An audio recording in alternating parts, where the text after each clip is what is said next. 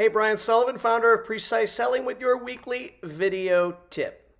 Now, this week's tip is this: don't apologize for the price or the quote that you deliver to your customer.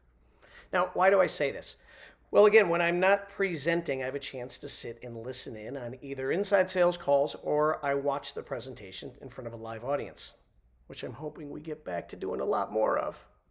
And I will tell you, I'll see some really good product or solution or service presentations, but something changes in the body and the tone and the face of the sales rep when they are asked the question, all right, great, how much is it? Or can you send me a quote? And I want you to be really, really careful about the words you use. And when I see things go south, typically a salesperson will say something like this in response to, okay, how much is the solution? Sales rep says, well, the list price is about, or they might say, well, it's somewhere in the ballpark, or they'll say, well, it depends on the options you're looking for. All right, now, when possible, I know it's not always possible. You should always have a specific price available that is delivered, and I'll say this, unapologetically, which means you got to do a few things. When you deliver your price, you have to look them in the eye and make like this is the best part of your overall presentation. Because if your body puts off the apology juice and your tone of voice is sort of fluttering and it appears like you're being a bit elusive, you're telling the customer that you don't even believe the value of your solution is greater than the price that you just quoted them. Now, some of you may be involved in maybe a little more complex sale. You might be saying, all right, Sully, listen, I can't just quote someone a price because it's a detailed proposal. There might be some options. All right. When this is the case, there might be one or more price options. Maybe it's three. That's no problem. I want you to come up with three specific pricing options, with one being what I call a standard pricing, which is a really good margin, one being a more comprehensive option, which just contains more features and value. And then your third option might be one that's the economical option. But here's the deal. Each needs to have a specific unapologetic number attached to it, not a range. So if I were to deliver this, someone said, how much is it? I would say this, well, let's see if it makes financial sense. You know, most facilities who get involved in our solution go with a standard option, and that is X.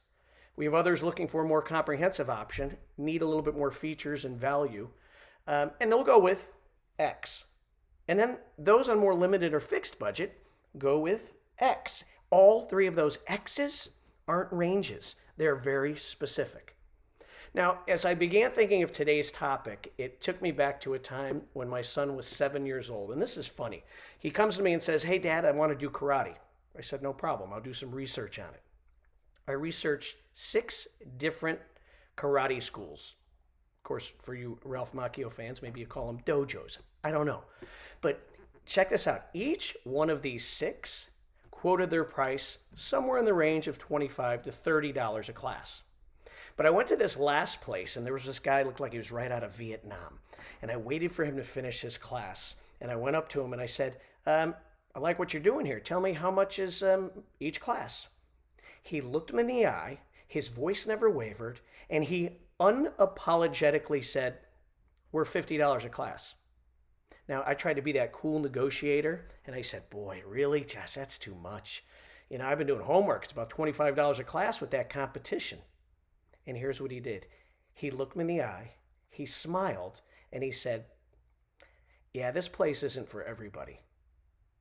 And I went, really? And he gave a little presentation about why it's better. Here's the story. Which class do you think my kid went to? It went to the guy who absolutely convinced me that he believed that he was worth the $50 a class. His eye stays the same, his tone never changed, and he stayed specific on his price. So here are the lessons of the week. I want you to be specific, direct, and proud of your price. And don't be afraid to send the message that your premium company and your own knowledge and skill, premium knowledge and skill, it's not for everybody. No apologies this week or for the rest of the year. Be proud of the value you provide because you and your company have worked hard for it. All right, we'll see you next week for your next precise selling tip. See you then.